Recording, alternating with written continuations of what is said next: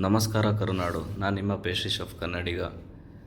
Finally ನನಗೆ 4 months ಒಂದು ಇಂಟರ್ವ್ಯೂನ attend ಮಾಡಿದ್ದೆ. ಅಂದರೆ ಕುವೈತ್ಗೆ CDP ಇನ್ ಬೇಕ್ರಿ ಡಿಪಾರ್ಟ್ಮೆಂಟಲ್ಲಿ ವೇಕೆನ್ಸೀಸ್ನ ಬಿಟ್ಟಿದ್ದರು. ನಾನು ನಮ್ಮ ಬೆಂಗಳೂರಲ್ಲೇ ITCಯಲ್ಲಿ ಇಂಟರ್ವ್ಯೂ ಕೊಟ್ಟು ಅದರಲ್ಲಿ ಸಕ್ಸಸ್ ಆಗಿ ವೀಸಾ ಮತ್ತು ಟಿಕೆಟ್ಗೋಸ್ಕರ ವೆಯ್ಟ್ ಮಾಡ್ತಾಯಿದ್ದೆ. ಫೈನಲಿ ಟಿಕೆಟು ಬಂತು. ಹೊರಡೋಕ್ಕೆ ಒಂದೇ ದಿನ ಟೈಮ್ ಇದ್ದಿದ್ದರಿಂದ ಏನೂ ತೊಗೊಂಡಿರಲಿಲ್ಲ. ಬೆಂಗಳೂರಲ್ಲಿ ನನ್ನ ಫ್ರೆಂಡ್ ರೂಮ್ಗೆ ಬಂದು ಅಲ್ಲಿಂದ ಎಲ್ಲ ಸ್ವಲ್ಪ ಐಟಮ್ಸ್ ಎಲ್ಲ ತೊಗೊಂಡು ಸೀದಾ ಡೈರೆಕ್ಟ್ ಏರ್ಪೋರ್ಟ್ ಕಡೆ ಪ್ರಯಾಣ ಸಾಗಿಸ್ದೆ. ಏರ್ಪೋರ್ಟಲ್ಲಿ ನೋಡಬೇಕಾಗಿತ್ತು ತುಂಬ ಇತ್ತು. ಯಾಕಂದರೆ ನಾನು 3-4 ವರ್ಷದಿಂದ ಅದೇ ಏರ್ಪೋರ್ಟಲ್ಲಿ ಕಾಲ ಕಳೆದಿದ್ದೀನಿ. ಅಂದರೆ ಟರ್ಮಿನಲ್ 1, ಟರ್ಮಿನಲ್ 2 ತುಂಬಾ ಹೇಳ್ಕೊಟ್ಟಿದ್ದೆ, ತುಂಬಾ ಕಲಿಸ್ಕೊಟ್ಟಿದ್ದೆ. ನಾನು ತುಂಬ ಮಿಸ್ ಮಾಡ್ಕೊಳ್ಳೋ ಸ್ಪಾಟ್ ಅಂದರೆ ಏರ್ಪೋರ್ಟು.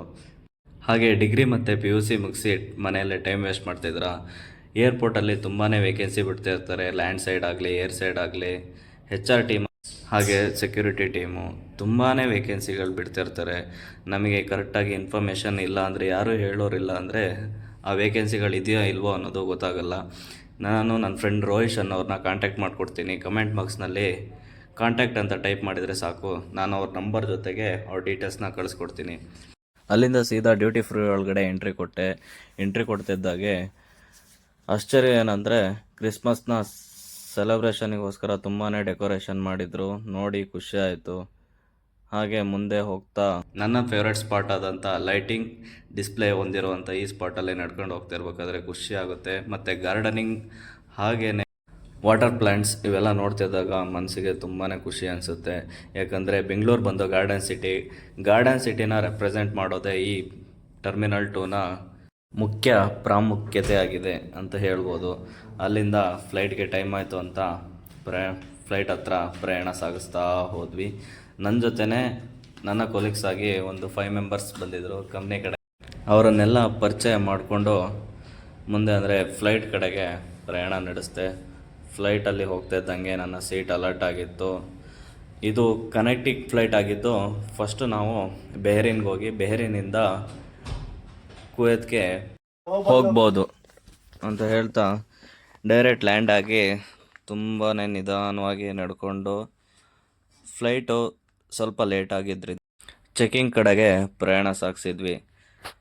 ತುಂಬಾ ಪ್ಯಾಸೆಂಜರ್ ಇದ್ದಿದ್ದರಿಂದ, ಯಾಕಂದರೆ ಮೊನ್ನೆನೇ ಒಂದು ಫ್ಲೈಟು ಡಿಲೇ ಆಗಿದ್ದರಿಂದ ಇವತ್ತು ಅವರಿಗೆ ಫ್ಲೈಟ್ ಟಿಕೆಟ್ ಕೊಟ್ಟಿದ್ದರು. ಹಾಗಾಗಿ ಅಲ್ಲಿ ಸ್ವಲ್ಪ ರಶ್ ಇತ್ತು. ಸೀದಾ ಇಮಿಗ್ರೇಷನ್ ಮತ್ತು ಚೆಕಿಂಗ್ ನಡೆಯೋ ಕಡೆಗೆ ಪ್ರಯಾಣ ಸಾಗಿಸಿದ್ವಿ. ಏರ್ಪೋರ್ಟ್ ನೋಡೋಕ್ಕೆ ತುಂಬಾ ಚೆನ್ನಾಗಿತ್ತು ಅಂತ ಹೇಳ್ಬೋದು. ಅಲ್ಲಿಂದ ಮುಂದೆ ಪ್ರಯಾಣ ಸಾಗಿಸ್ತಾ ಹೋದ್ವಿ.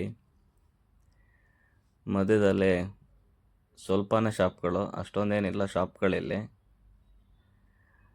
ನನ್ನ ಕಣ್ಣು ಮುಂದೆ ಒಂದು ಲ್ಯಾಂಡ್ ಕ್ರೂಸರ್ ನಿಂತಿತ್ತು. ಅಂದರೆ ಟೊಯೋಟೋದವರು ಲ್ಯಾಂಡ್ ಕ್ರೂಸರ್ನ ಅಡ್ವರ್ಟೈಸ್ಗಾಗಿ ಏರ್ಪೋರ್ಟ್ ಮಧ್ಯದಲ್ಲೇ ನಿಲ್ಲಿಸಿದ್ರು. ನೋಡಿ ನಮ್ಮ ಕಡೆ ಯಾಕೆ ಹಿಂಗಿಲ್ಲ ಅಂತ ಅನ್ನಿಸ್ತು. ಅಲ್ಲಿಂದ ಕುವೈತ್ ಕಡೆಗೆ ಹೊರಟ್ವಿ. ಅಂದರೆ ಫ್ಲೈಟು ಬಂದಿತ್ತು.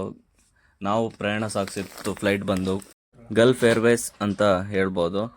ಅಲ್ಲಿಂದ ಡೈರೆಕ್ಟ್ ಫ್ಲೈಟ್ ಹತ್ರ ಹೊರಟಿದ ತಕ್ಷಣ ಸ್ವಲ್ಪ ಚೆಕ್ ಇನ್ ಮಾಡಿದರು. ಅಂದರೆ ಅಲ್ಲಿದ್ದಂಥ ಕ್ಯಾಬಿನ್ ಕ್ರೂಗಳು ಏನೋ ಚೆಕ್ ಮಾಡ್ತಿದ್ರು. ಹಾಗೆ ನಮ್ಮದು ಚೆಕ್ ಮಾಡಿ ಮುಂದೆ ಬಿಡ್ತಿದ್ದಾಗೆ ನಮ್ಮ ಸೀಟ್ ಹತ್ರ ಹೋಗಿ ಕೂತ್ಕೊಂಡು ಫಸ್ಟು ಟ್ರಾವೆಲ್ ಮಾಡಿದ ಫ್ಲೈಟ್ಗಿಂತ ಈ ಫ್ಲೈಟು ತುಂಬಾ ಸಫಿಷಿಯೆಂಟ್ ಆಗಿತ್ತು ಅಂತ ಹೇಳ್ತಾ ಡೈರೆಕ್ಟ್ ಕುವೈತಲ್ಲಿ ಲ್ಯಾಂಡ್ ಆದ್ವಿ. ಏರ್ಪೋರ್ಟಲ್ಲಿ ಬಯೋಮೆಟ್ರಿಕ್ ಎಲ್ಲ ಮುಗಿಸಿ ಕ್ಯಾಬು ನಮಗೋಸ್ಕರ ವೆಯ್ಟ್ ಮಾಡ್ತಿತ್ತು. ಕ್ಯಾಬ್ ಹತ್ತಿ ಡೈರೆಕ್ಟ್ ನಮ್ಮ ರೂಮಾಗೆ ಎಂಟ್ರಿ ಕೊಟ್ವಿ.